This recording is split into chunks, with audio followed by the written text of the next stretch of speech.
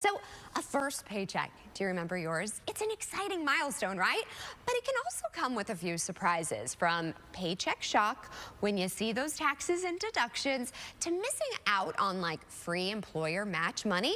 Small decisions now can have a really big impact later. So joining us this morning, please welcome Pat Wenzel, a wealth management advisor at Merrill Lynch, with some simple tips to help recent grads start their careers on the right financial foot.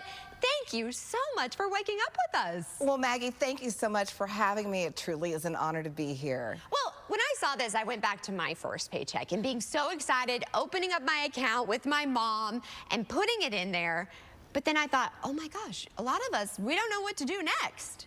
Well, and you know, Houston attracts a lot of recent college grads. Right. And what happens is when you get that first paycheck, what was in that offer letter is not what actually comes to that paycheck. Right.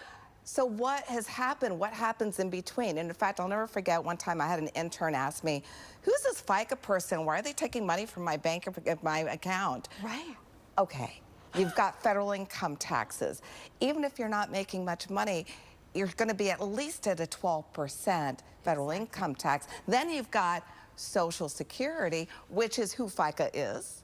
Then you've got Medicare. That's another 1.45%. So you're looking at least 20% or even 30% if you're in the 22% tax bracket. That's coming out of that paycheck right away. But that's not all. Remember, for the first time, you might have access to health care.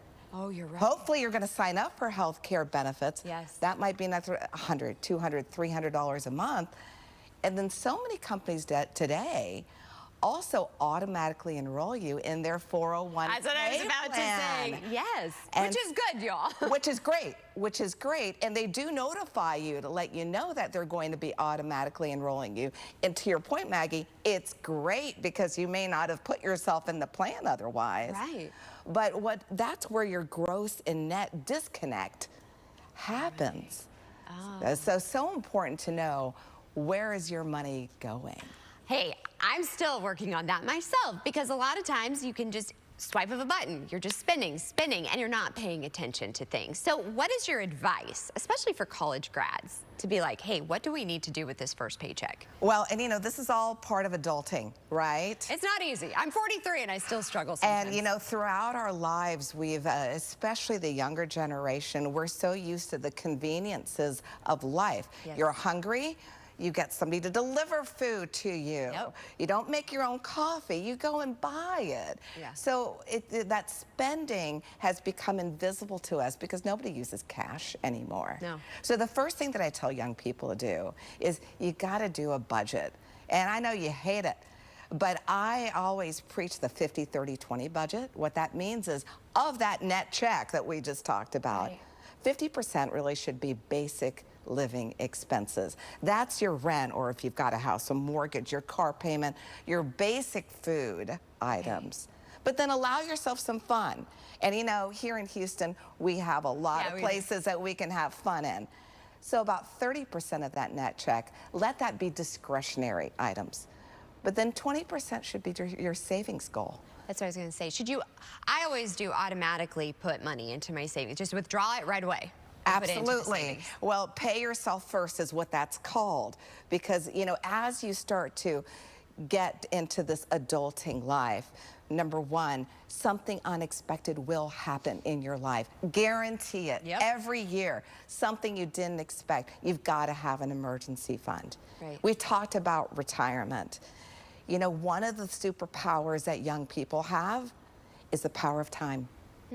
Remember, Albert Einstein said the most powerful force on earth is the power of compounding? Yeah. So this is a time to budget, save, and invest so that you've got the power of time working for you. I love that. Power of time. I really like that. I've never had someone use it that way, especially when it comes to saving and retirement.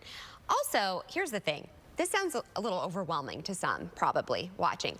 How do you guys help us? Because, you know, you say budget and everything, and my husband's great at that, so he has an Excel spreadsheet for me, but I wouldn't have otherwise known how to do all of that. So how can we do this? And it's, you know, and it's really important to seek help. Right. You know, first of all, We do have a website that is free to everybody called Better Money Habits. We teamed up with the Khan Academy, and they're actually videos on demand about things like budgeting. The other thing that a lot of young people are debating is, do I keep renting or do I buy a house? And then what are the things I need to be thinking about with that? There is even a segment on buying your own first pet.